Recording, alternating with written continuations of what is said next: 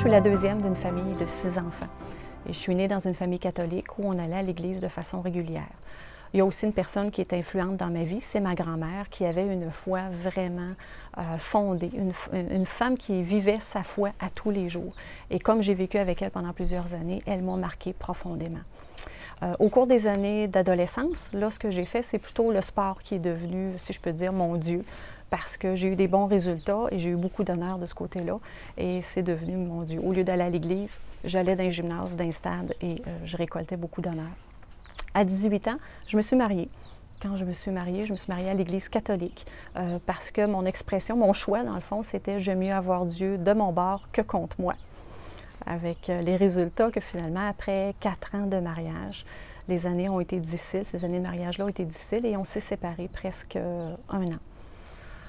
Pour moi, je vivais ça comme un échec. Par contre, pendant l'année de séparation qu'on a vécue, je me suis rappelé que j'avais pris un engagement. Et je l'avais pris devant Dieu et devant les hommes. Et je voulais honorer cet engagement-là, mais par moi-même, je n'étais pas capable. Et j'ai prié Dieu de m'aider à honorer cet engagement-là.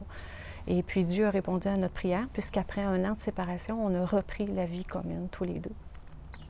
Après à peine quelques années suite à ça, mon conjoint a eu l'occasion de faire un voyage d'affaires.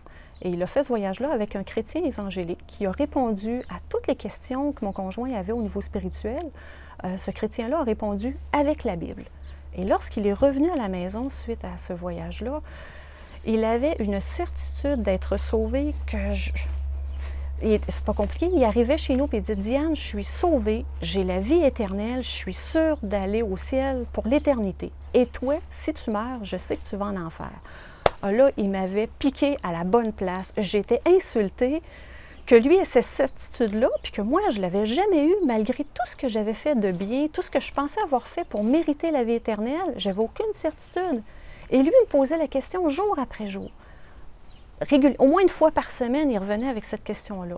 J'ai la vie éternelle, je vais au ciel, je suis certain, et toi, si tu meurs demain matin, où est-ce que tu vas? Les premières fois, je lui répondais « J'ai gagné mon ciel, c'est certain. Juste d'avoir vécu avec toi depuis quelques années, j'ai gagné mon ciel. » Dans les semaines qui suivaient, là, il y avait vraiment, un doute qui est installé dans mon esprit. Les semaines suivantes, je lui répondais « J'espère que je vais aller au ciel. J'espère avoir fait assez de bonnes choses pour gagner mon ciel. » Puis les semaines suivantes, c'était « Mais je veux y aller. Qui peut être certain d'aller au ciel? Comment on peut être certain d'y aller? » Et je le voyais continuer à lire la Bible régulièrement depuis ce jour-là qui était revenu. Il lisait la Bible et je voyais un homme transformé. Et il y avait une assurance que moi, je voulais avoir. En même temps, notre fille était née. Notre première fille est née en 90. Et là, quand j'ai mis cet enfant-là au monde dans les semaines qui ont suivi, j'ai commencé à me poser la question, cet enfant-là va grandir, elle va avoir des questions, les vraies questions existentielles. D'où est-ce que je viens? Où est-ce qu'on va après la mort? Est-ce que Dieu existe? Les vraies questions. Puis là, je me disais, j'ai pas de réponse à lui donner. J'ai pas de conviction. Qu'est-ce que je vais lui enseigner par rapport à ça, à mon enfant? J'étais vraiment confuse. Donc, j'ai commencé à prier. Puis là, je voyais mon conjoint qui était sûr de ce qu'il croyait. Et moi, j'avais aucune assurance. Donc, j'ai commencé, à travers le processus du baptême, à me demander qu'est-ce que moi, je croyais. J'ai fait le processus du baptême. En même temps, je demandais à mon conjoint qu'est-ce que la Bible en dit. Et là, je comparais entre ce qui m'avait été inculqué et les vérités bibliques. Et à travers le processus du baptême, je suis venue complètement mêlée. Un jour, j'ai vraiment prié dur. Est-ce que quelqu'un peut me dire la vérité?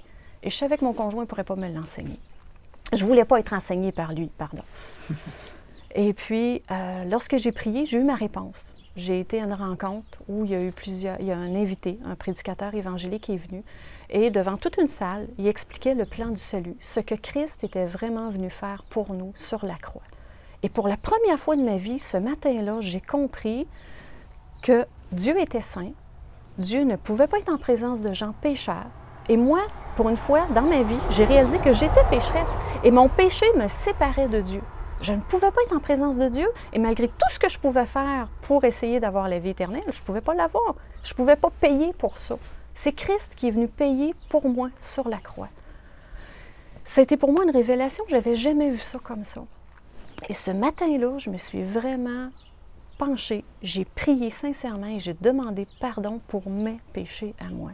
j'ai demandé d'être lavé de mes péchés et j'ai accepté que c'était Christ qui avait payé le prix pour moi.